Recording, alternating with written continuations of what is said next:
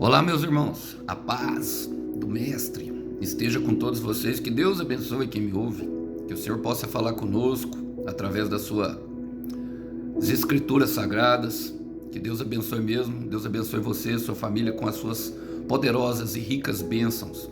Vamos para a nossa conversa. O texto para a nossa breve reflexão encontra-se hoje no Evangelho de Jesus Cristo, segundo Mateus. Quero ler com vocês capítulo 28, a partir do verso 17, fala assim: quando o viram, o adoraram, alguns deles.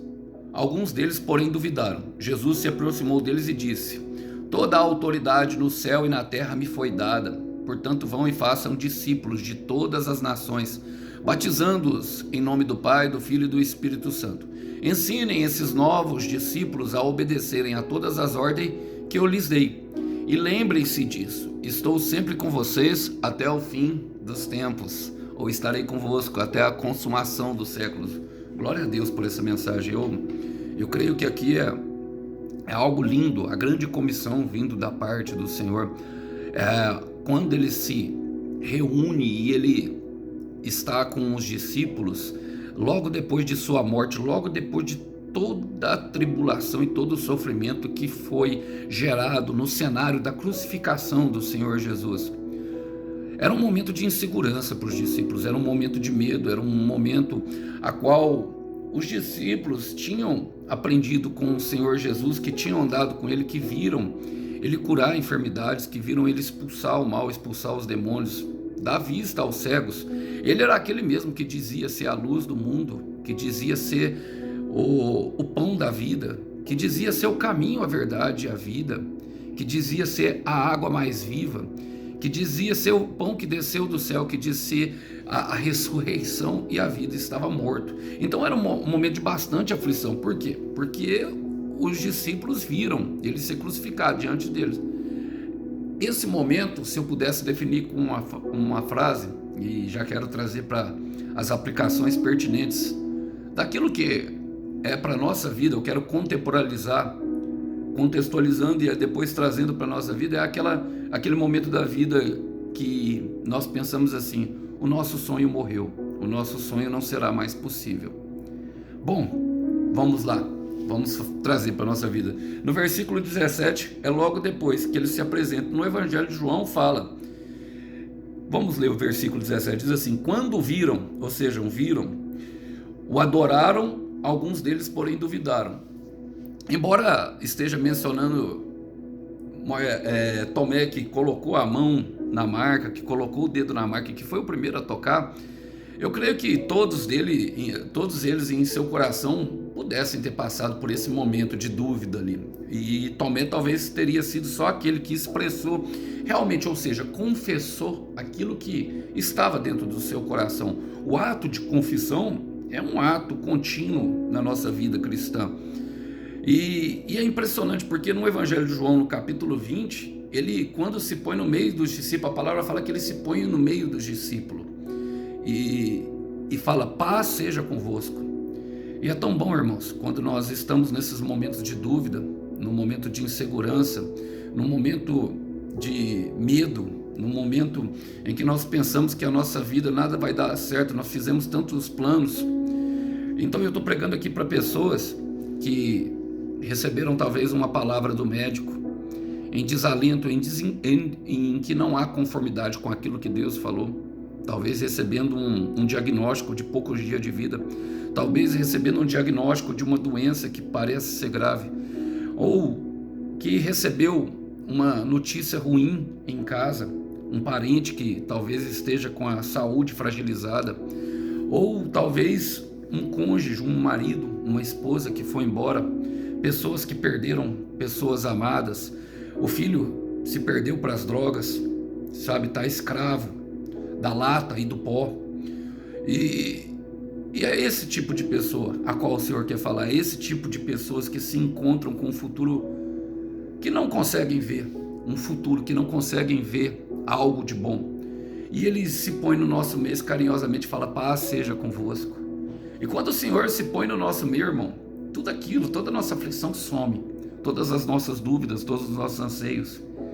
Olha, e é impressionante por quê? Porque nesse momento alguns adoraram, duvidaram, mas todos estavam perto dele, e fala assim no versículo 18: Jesus se aproximou deles. Eu gosto de Tiago, capítulo 4, versículo 8. Aproximem-se de Deus e Ele se aproximará de vocês. Nosso Deus é um Deus de reciprocidade. Ele é um Deus de relacionamento. Ele quer manter um relacionamento íntimo. Irmão, e quanto mais íntimos nós desejarmos sermos dele, mais íntimos Ele será de nós. Quanto mais íntimos, quanto mais nós nos aproximarmos, mais próximos estaremos dele. Ele não nos exclui da fé, irmão. Ele não nos exclui. Sabe, isso é um crescimento. É um crescimento em proximidade. Eu gosto de um versículo que está em justamente 2 Coríntios capítulo 3, versículo 18. Fala assim: todos nós que com a face descoberta contemplamos a glória do Senhor, segundo a sua imagem, estamos sendo transformados com a glória cada vez maior, a qual vem do Senhor, que é o Espírito. Esse versículo é aquele que Paulo fala que nós estamos sendo transformados de glória em glória, e é justamente por essas experiências que vêm do Espírito, que vêm de Deus. E olha, ele se aproxima de nós, e a intenção é que nós sejamos morada desse Espírito. E talvez muitas pessoas nesse momento não se sentem acanhadas, porque chegaram agora e tiveram talvez uma primeira experiência com o Senhor, o primeiro contato. As mudanças da vida, meus irmãos, eu quero dizer, elas acontecem gradativamente. Nós precisamos de alguns anos para nos tornar um adulto forte e independente.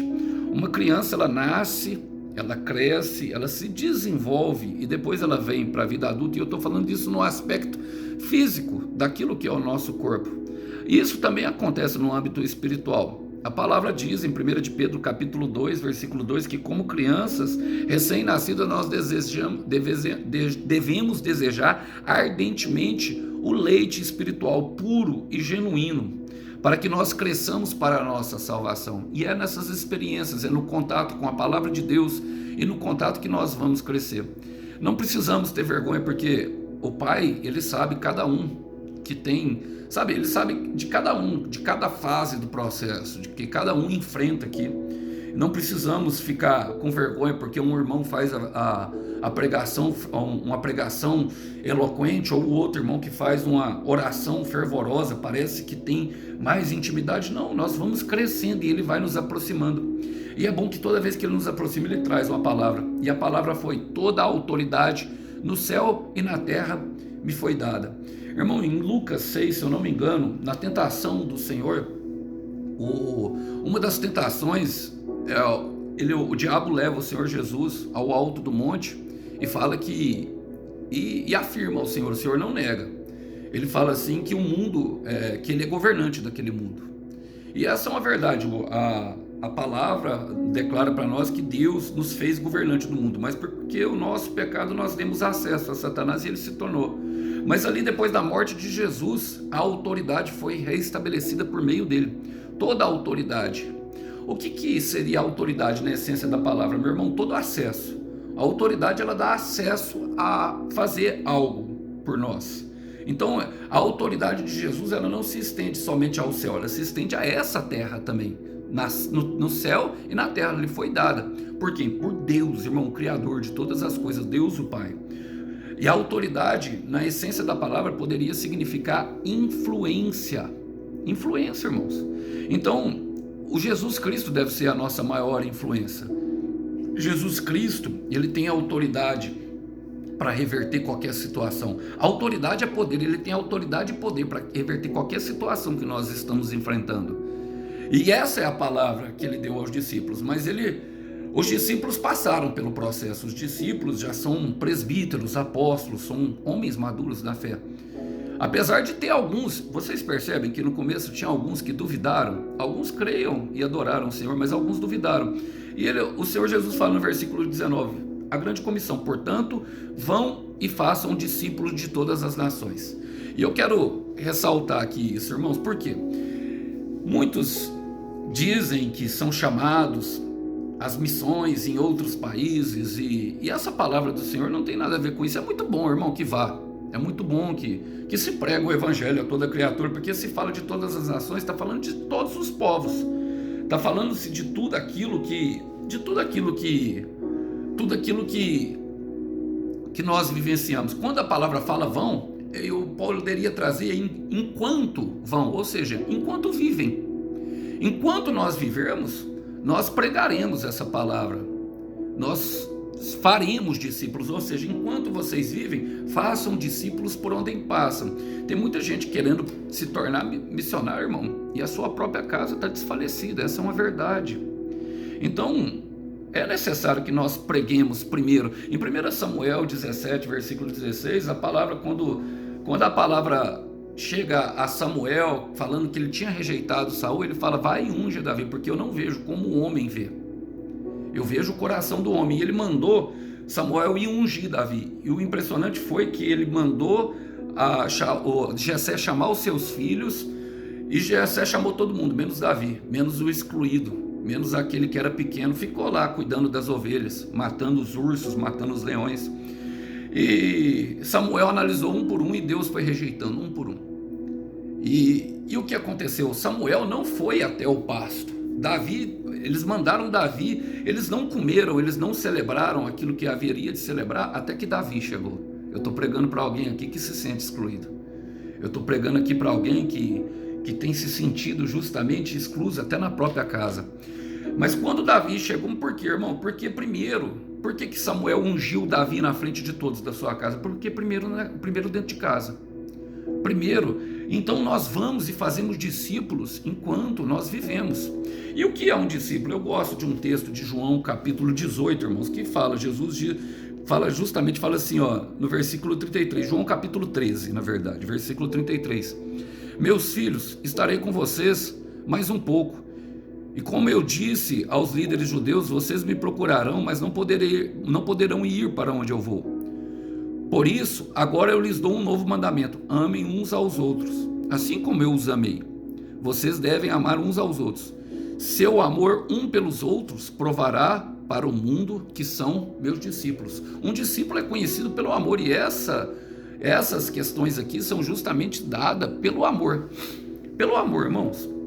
Ontem eu estava trabalhando e encontrei um rapaz, e o Senhor, eu peguei ele na rodoviária. Ele era um universitário. Uberlândia é uma cidade bastante universitária e tem bastante festa lá das universidades. É um mundo totalmente diferente daquilo que nós cristãos estamos acostumados a viver. Eu vivencio por causa do meu trabalho, irmãos. Eu estou exposto, mas eu não sou daquilo, eu nem me sinto. E o Senhor, eu sabia que eu ia profetizar, porque eu tenho algumas coisas a qual eu sabia, o Espírito testificou dentro do meu coração, e nós começamos a conversar, e ele foi me contando a sua vida. Ele fazia engenharia mecatrônica, e um rapaz de 19 anos muito maduro me admirou, e eu fui falando isso para ele, que ele me admirava a maturidade. Eu falei, você sabe que você convive num mundo que essa capacidade sua de pensar dessa forma, você meio que se sente excluído. Ele falou, dessa forma, Alisson, mas eu não estou aqui para isso, eu não vim da minha cidade para isso. E ele veio de Palmas.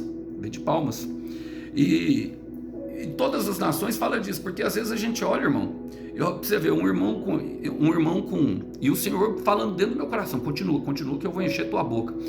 E eu olhei no retrovisor, ele com piercing no nariz. Imagina se eu fosse olhar pela aparência, irmãos. E aí eu peguei e comecei a falar, eu falei assim, olha, eu vejo muita humildade no Senhor, vejo muita humildade. E sei que o senhor viveu num ambiente cristão. Ele falou, meu pai e minha mãe é cristão, como que o senhor sabe? Eu falei, eu sei que o senhor viveu num ambiente cristão, e sei que o senhor conhece a palavra de Deus. Ele falou, mas eu não sou apegado à religião. Eu falei, nem eu. Falei, não estou aqui falando de religião, estou falando que pela tua humildade, pelo teu coração, o Criador, ele tem um encontro com você. E não se preocupe como você vai fazer ou o que. É uma responsabilidade dele. Ele virá até você e se apresentará. E você não terá dúvida quando ele se apresentar diante de você. Eu sabia que estava plantando uma semente naquele momento. E é disso que se trata, meu irmão. É no trabalho. Deus precisa do obreiro lá na igreja? Precisa. Mas Deus precisa de um funcionário trabalhando também. A palavra dele é pregada em todos os lugares. E olha, o que é que eles fazem? Jesus fala, batizando em nome do Pai, do Filho e do Espírito Santo. E essa compreensão do batismo, irmãos, ela precisa ser entendida. Batizando está no gerúndio, justamente que é o gerúndio, na expressão da língua portuguesa, é uma ação contínua. O batismo ele vai ser frequente e não um rito isolado. Devemos passar pelas águas? Sim, irmão. Não estou aqui questionando, tem vários tipos de batismo. O batismo de água, o batismo de fogo e do Espírito Santo, o batismo da dor, a qual eu falei com vocês, o cálice da dor, qual Jesus tomou, o sofrimento antes da cruz, que é ao nós carregarmos a nossa cruz. Todos esses. Mas nós vamos sendo batizados. Quero ler com vocês um texto que representa bastante isso. Está em Ezequiel capítulo 47.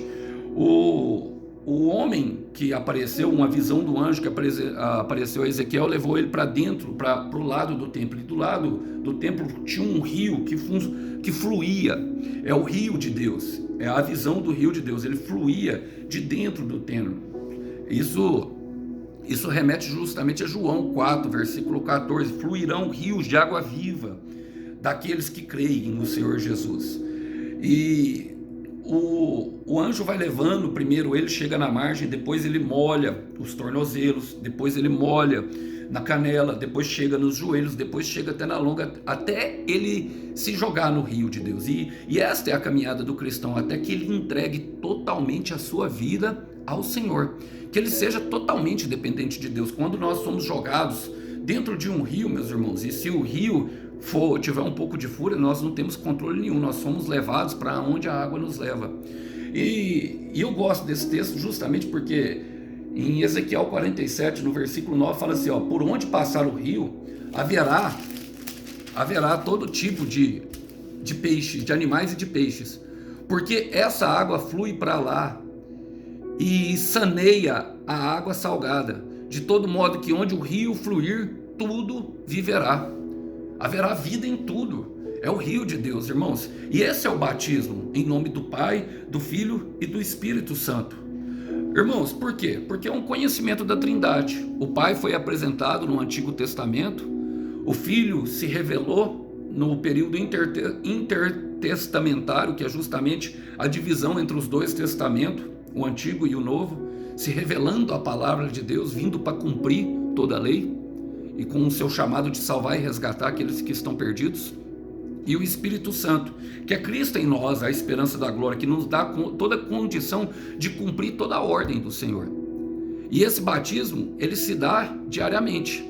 Olha, eu gosto, sabe? Eu gosto mesmo de um... Eu não vou ler agora, não, vou deixar para ler depois, porque eu quero ler o versículo anterior. Fala assim: ensina esses novos discípulos a obedecerem a todas as ordens que eu lhe dei. Irmão, e aí precisamos chegar, porque o batismo e o ensinamento, eles estão totalmente vinculados. O Senhor Jesus, ele não andou, meu irmão, aqui, sabe, longe dos discípulos. Nós não podemos ensinar as pessoas, irmãos, daquilo que nós vivemos, principalmente de um assunto tão delicado como o amor, isolados no nosso quarto. E aqui eu falo um pouco do perigo da modernidade, irmãos. Sabe, nós vemos que as pessoas cada vez mais estão conectadas e os seus relacionamentos são vazios. As pessoas decidem ficar sozinhas porque dá menos trabalho. Matam a sua sede, a sua fome de prazeres do mundo na questão de um relacionamento vazio e raso dentro da internet. E se esquecem, porque o ensinar exige justamente paciência da parte do discipulador e paciência também e esforço da parte de quem está sendo discipulado, de quem quer aprender, o neófito e o mais maduro na fé, para que eles possam ter comunhão. Olha, Paulo, nas cartas de 2 Coríntios, ele passou por isso. Eu creio que Paulo passou por açoite, Paulo passou por diversas prisões, passou por picada de cobra, naufrágio e diversas tribulações, mas a principal tribulação que ele passou foi justamente ser criticado por quem ele amava, ser rejeitado porque ele amava. A segunda carta de Coríntios fala justamente disso. Paulo rasga o seu coração pastoral diante daquela igreja que estava rejeitando ele porque estava recebendo novos ensinamentos, novos falsos profetas estavam falando aquilo que aquelas pessoas queriam ouvir.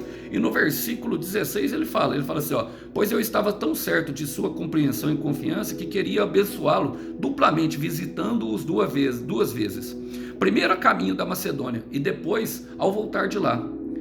então vocês poderiam me ajudar com minha viagem para a Judéia. Irmãos, Paulo estava falando de uma visita pessoal, ele estava falando durante uma escrita, e a escrita nós podemos dar com a internet hoje, era um meio como ele se comunicava, era um modo de comunicação. Ele começa falando que escreve a carta por isso, para mostrar o coração pastoral de Deus, aquilo que havia, o amor que ele tinha e o quanto ele se orgulhava daquelas pessoas. Agora, não há como ter uma relação de ensino e de batismo se não houver proximidade. Por que Jesus se aproximou deles? Nós não somos imitadores de Cristo? Filipenses 2,5, tendo o mesmo sentimento que Cristo Jesus. Eu quero repetir isso. Tendo o mesmo sentimento, tendo a mesma atitude, em algumas versões fala, que Cristo Jesus. E ele ainda dá uma promessa, falando, eu estarei com vocês, e lembre-se disso. É para nós lembrarmos, trazer uma memória. Eu quero terminar aqui. Eu estou com vocês, sempre com vocês, até o fim dos tempos. Durante todo o processo, meus irmãos, nós vamos ter a presença do Espírito Santo. Nós vamos ter, sabe, em verdade, nesses relacionamentos, justamente a questão da lapidação do Senhor. Em Provérbios 27:7 fala como um ferro afia o ferro, um amigo afia o seu amigo. É assim nas esferas dos relacionamentos, e por isso Cristo morreu. Por isso, um prego numa mão e um prego na outra, porque no centro haveria Cristo, e Ele estaria conosco diante de todas essas relações. Eu estou pregando aqui para pessoas que passaram por um processo de separação, e o Senhor faz isso. Ele nos tira de lugar. É necessário nós separarmos de lugares que adoecem a nossa alma. É necessário que nós separemos de pessoas que adoecem o nosso coração e que não combinam com o propósito. Primeiro, para nós, sabe, amadurecermos na fé. Depois o Senhor pode enviar você até a pregar essas pessoas. Mas primeiro, o processo de maturação. O Senhor tem que olhar para dentro do seu coração e ver que você não vai negar a fé. Ver que nós não negaremos Jesus diante de qualquer pessoa que Ele nos colocar. Que a nossa postura vai ser a mesma e permanecerá. Eu quero repetir que a nossa postura vai ser a mesma e permanecerá. É naquele momento que vemos as promessas de Deus se cumprindo. E eu quero continuar lendo com vocês, porque no versículo 18 de 2 Coríntios capítulo 1, Paulo fala assim, tão certo como Deus é fiel, nossa palavra para vocês não oscila entre o sim e o não. Pois Jesus Cristo, Filho de Deus, não oscila entre sim e não. Foi a respeito dele que Silas, Timóteo e eu lhe falamos, assendo que o sim definitivo, ele sempre faz o que diz, pois todas as promessas de Deus se cumpriram em Cristo, com um alto e claro sim, e por meio de Cristo confirmamos isso, de modo que nosso amém se eleva a Deus para a sua glória. E Deus, quem nos capacita e vocês a permanecermos firmes em Cristo, Ele nos ungiu e nos identificou como sua propriedade ao colocar em nosso coração o selo do Espírito Santo.